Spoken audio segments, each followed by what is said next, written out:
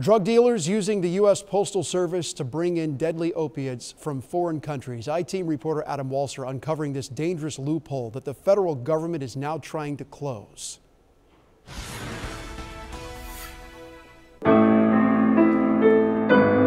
And she would just sit down and make beautiful compositions all out of her head. Dawn Golden wears a tie-dye ribbon and a colorful bracelet honoring her daughter Katie, who was a self-taught pianist preparing to graduate from Plant High School last year. She's everything I wanted a daughter to be.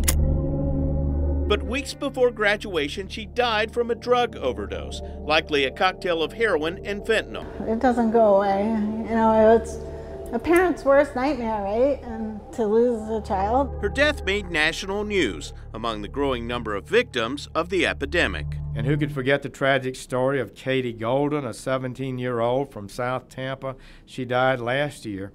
Federal agents say local drug dealers are getting their fentanyl from China. They're purchasing fentanyl via the dark web. They purchase it via the internet. And they're no longer smuggling it across the borders.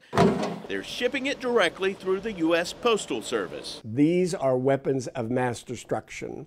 Over 70,000 people died. 70,000 Americans died last year. Former Homeland Security Secretary Tom Ridge supports a new law called the STOP Act, which would require foreign senders to register packages before they are shipped to the U.S.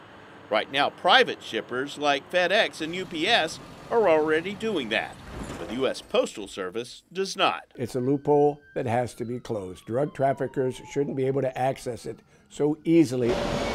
More than 1.3 million foreign packages arrive at U.S. postal sorting centers each day, thanks to the growth in online shopping, and only a tiny fraction is ever inspected. The motion is agreed to. Both houses of Congress passed the bill, and President Trump just signed it into law.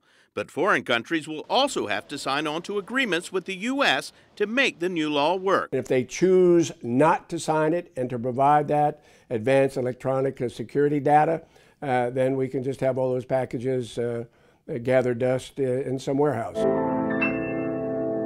Golden says nothing can bring Katie back, but she says the new law could prevent more deaths. I want something good to come out of this, and I feel like that's my job. I'm I-Team investigator Adam Walser, taking action for you.